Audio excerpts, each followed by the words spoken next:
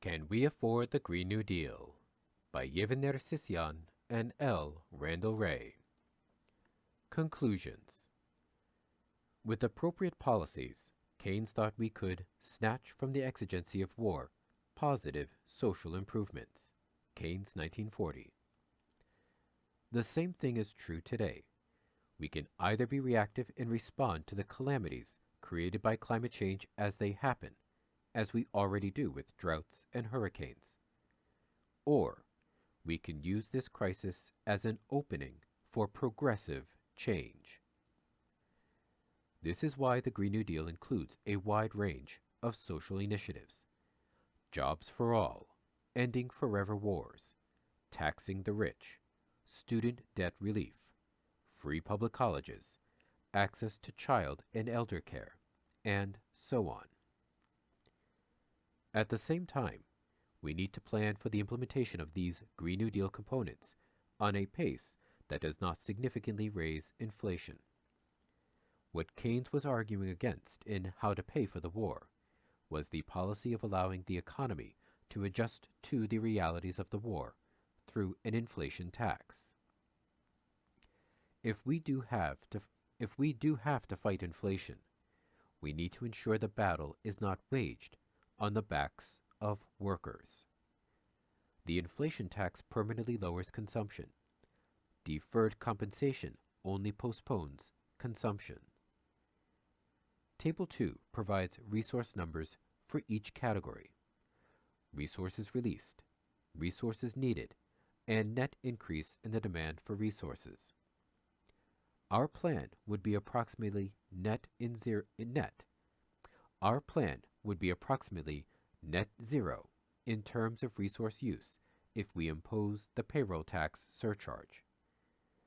We do not believe that an increase in demand equal to 1.3% of GDP, our projection in the absence of a payroll tax surcharge, would cause significant inflation anyway.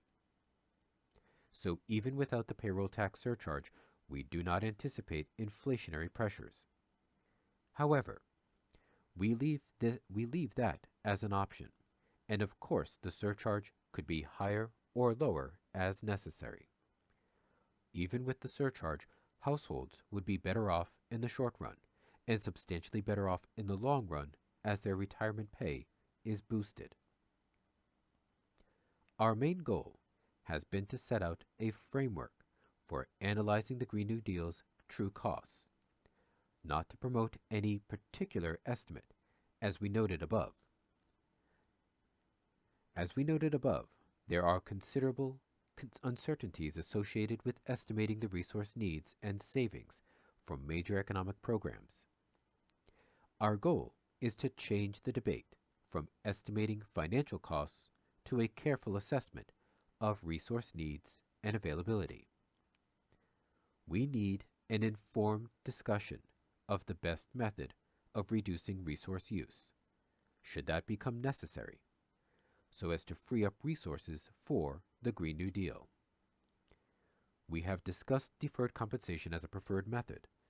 However, we believe that if the requirements turn out to be much larger than what we have estimated, we can also explore the other methods that were successfully used in World War II: patriotic saving, which is voluntary deferred consumption, price controls, rationing, and additional taxes.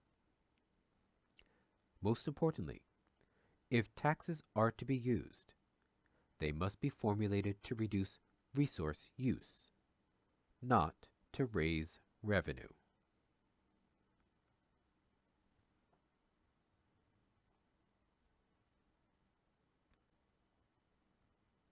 Footnote 24. We acknowledge that some of the resources released by the fossil fuel and healthcare sectors may not be appropriate for Green New Deal projects, although a good case can be made that a lot of the workers would be able to contribute to either working in Green New Deal projects or helping with administration. End footnote. Footnote 25.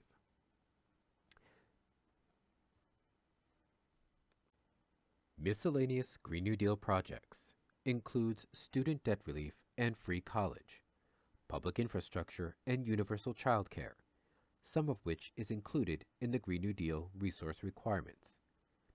While many of the miscellaneous Green New Deal projects, additional public infrastructure, free public colleges, job training, child care, will require resources, by increasing productivity, they will also supply resources.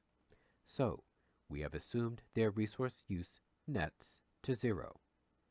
While this should be true over the long run, there could be a net demand for resources in the early years.